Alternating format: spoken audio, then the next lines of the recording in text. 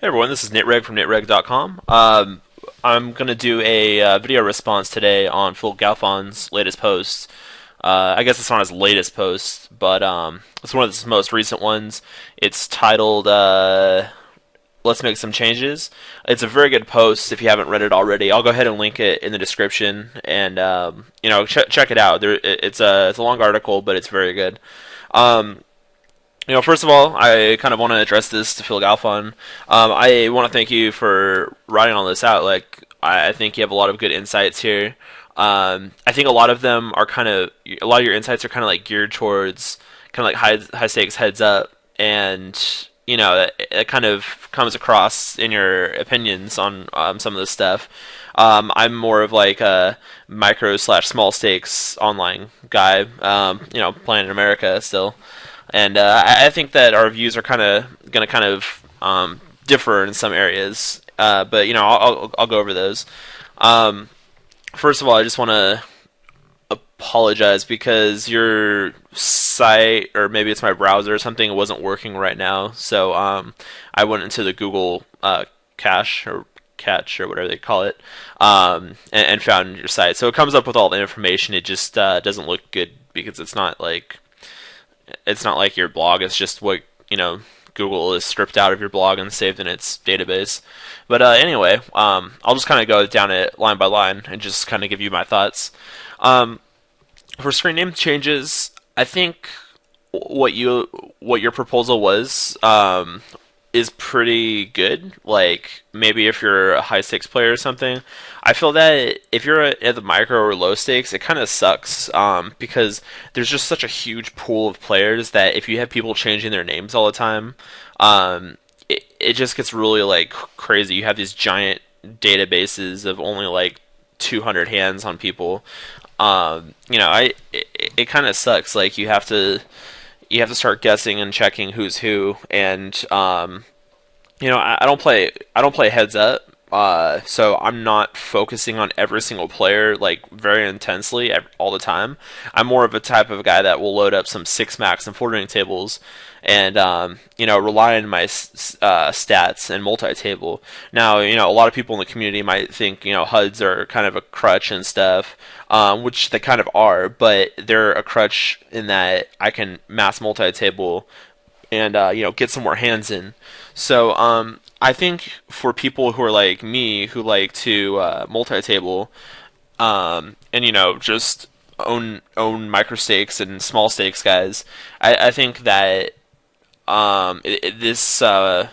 this change, proposed change, would actually be a bad thing for us, just because there would just be so many more new people in their database, and we would kind of have to tone down the number of tables we play just so we can start focusing and getting more reads on people, since everyone's going to essentially be anonymous, more or less. I guess some of the fish might keep their names. I'm not really sure exactly how things would end up in the long run, but I just have this feeling that people would change their names all the time, and it would get kind of annoying having to retake notes on people, and then after 5,000 hands, realizing that maybe it's the same person as someone else that you haven't seen in a while or something like that.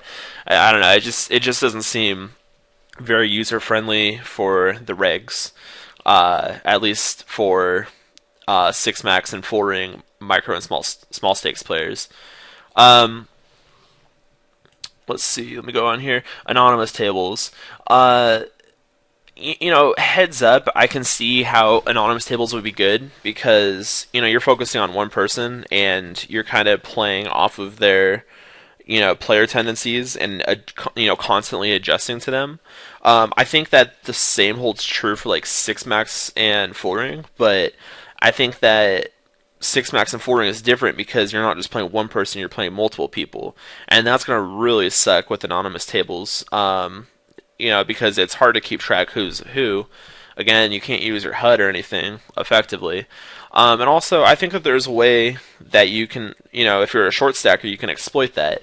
Let's say you buy in for 20 big blinds or 40 big blinds or whatever the table minimum is. You can just play a very, very exploitable strategy, but no one's going to know that you're playing it, because no one can track who you are or what your style is, because you're just some anonymous person. So you can just sit down, wait for like, a mathematical accurate shoving range, shove all in. If you miss, or you completely whiff the board, then you rebuy, obviously. Or if you double up, then you instantly sit out and then sit right back in with the table minimum. Like currently, if you like hit and run, you have to come back with your same chip stack. So if that happened on an anonymous table, it wouldn't truly be anonymous, because someone would have the same chip stack, and it would be very obvious that it was just a short stacker that just doubled up. I mean, you can always change the rules to that, but they'll just go to another table and be a short stacker, and we won't know if they're just some short stacking fish or an actually like professional short stacker.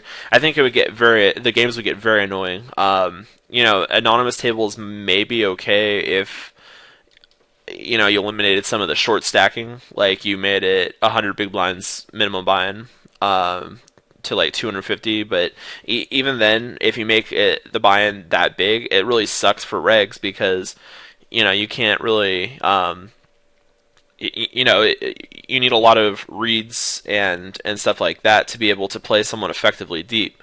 So if you don't really know who the person is, you're going to have to rely on like a sample size of 25 to 50 hands to get you through like 500 big blind pots, which is going to really suck.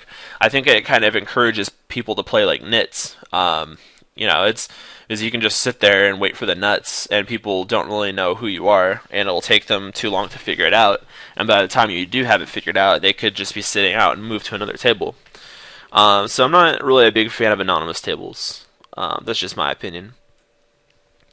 Heads up tables lobby. I'm just gonna kind of dabble in this. Just my opinions. I don't really play heads ups, and I don't play at the high stakes, so I'm not really qualified to have an opinion here, I don't think. I do really like your King of the Hill idea here. Like I think that's a very, very, very good idea. The one problem I see is that if you have a King of the Hill type system, it's gonna be filled up with regs, and people that would want to sit down at tables can't sit down. Because there's only a limited number of tables. Otherwise people could just open up new tables, sit down by themselves, and we have what we have today, where there's just like a massive list of people sitting by themselves.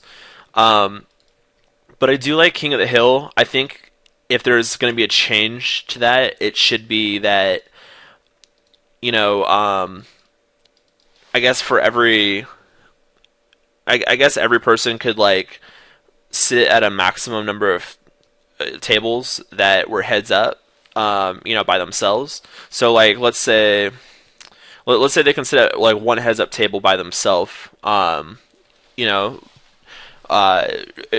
They can't start up a second table by themselves. They have to either join another table or not play a second table at all. So that way it kind of has that King of the Hill mentality where people are kind of forced to play each other, if they want to get in good a number of hands, good hourly rates, stuff like that. But it also solves the problem of not excluding anyone from starting their own table or, creating action. I think that's something that the sites would like. I think that's something that the regs would like. I think that's something that the fish would like. So I really like your idea. I just think it needed like one little twist. I think maybe having that rule where you can only sit at one heads up table at a time by yourself, but in an infinite number of tables with someone else sitting at it. I think that might work. Of course, some people might try to exploit that by like setting up a table with their friend and then quitting. So then you'd have to have some sort of system that actually like kicks people off of the tables if they're already on like multiple tables or something like that. I don't know. I'll let poker sites deal with that. But I think that that's kind of like a good compromise for this system. Round robin tables. These games are the nuts. Like I loved Rush Poker and Full Tilt. There's so much potential for it too. Like they were coming out with iPhone apps, or I can't remember if it was an iPhone, but it was some smartphone app where you could play like actual poker on your phone, which is so cool. And like Rush Poker is awesome because it's like it's poker, but they take it to a whole new level. It's got everything you were talking about up here in your post. Let me try to find it again. Here we go. So if a rule is good for the game, it is playing poker easy and fun experience for both pros and recreational players. Definitely for Rush Poker, 100% agree with that. Does it close loopholes that allow unethical players to gain an advantage over those who can be more honest? Yes, I definitely agree because you're constantly going from table to table. You can't you can't. There's no collusion. I guess there's some other stuff that you could possibly do, but it does eliminate a lot of unethical stuff. To promote the play of more hands, of course, that's why we play Rush Poker. You could like 4 table 6 max Rush Poker and get like 12 to 1400 hands or something like that in an hour. It's pretty sick, and it's very fluid and easy to play too. To get that number of hands, I would have to like 24 table on PokerStars, and that got pretty strenuous. It's very hard to focus on that number of tables. But Rush Poker, it felt very fluid and easy to play that number of tables. Must move tables. I don't really like this idea. Maybe high stakes it's a different thing. I'm not really sure. But at lower stakes, I'm not a big fan of it, and I don't think it follows your 3 rules. Because ultimately the poker sites, they want more rake, they want more money. So if you take all these tables that are generating rake and consolidate them into less tables, they're not going to like that because it's going to mean less profits for them. If it's less profits for them, they're going to have less bonuses to bring fish in. They're going to have less promotions, guarantee tournaments, stuff like that. So I think that the more tables, the better. Some tables they'll have 2 or 3 people on it, and it's going to suck. But it's not really that big of a deal at micro and small stakes. Now, when you get up to I guess a mid and high stakes game, especially depending what site you're at, I can see that would be a good idea. Also, talking about this heads up thing, this might actually be a good clause to this rule. If you sit down at one table by yourself, then the next table that you sit down by yourself, it's going to automatically pair you up with someone else that's sitting by themselves. I think something like that would be pretty awesome. So it's like a mix between King of the Hill and must move tables. So I think that would be a good rule to have. Having rewards and promotions for game starters and hand played. I think that's mostly the job of the site. They have prop players, or at least I assume all, if not, or most, if not all, of the sites have prop players. I just think that's gonna be something that the sites are gonna do more of. That being said, I do agree with what you're saying. People go open up a lobby and don't see any games. They just, close their poker software, and then, that's it. And that kind of sucks. So I do think that there should be some sort of system that rewards people for starting tables. I don't know what type of promotion that is, but I think that's going to be up to the site to do. They could be creative. They could, hand out raffle tickets for people who start games or something, and have some sort of drawing for it. They could have extra 3 times the bonus points or something like that for people who play heads up at tables that aren't heads up tables. I don't know, just kind of stuff like that. That I think that's just something that poker sites are going to have to figure out and calculate into their they have to figure out if that's going to be worth it for people starting tables, for them to be paying out those bonuses, stuff like that. So I think that there's some creative people that can come up with some really creative stuff. I don't think I have a creative solution for this, but I think a ton of sites could come up with different things that would promote this concept.